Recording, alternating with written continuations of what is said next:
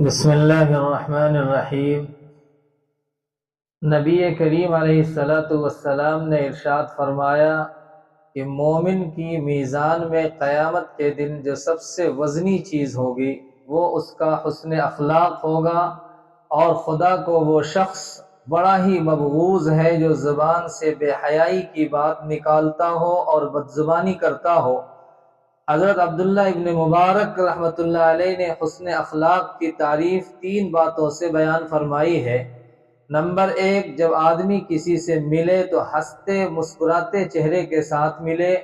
Number 2، خدا کے محتاج اور ضرورت مند بندوں پر خرچ کرے۔ نمبر 3، کسی کو تکلیف نہ پہنچائے۔ حضرت عائشہ رضی اللہ تعالی عنہا بیان کرتی ہیں کہ نبی کریم علیہ السلام نے ارشاد فرمایا کہ خدا کی نظر میں بدترین آدمی وہ ہوگا قیامت کے دن جس کی بدزبانی اور فحش کلامی کی وجہ سے لوگ اس سے ملنا چھوڑ دیں۔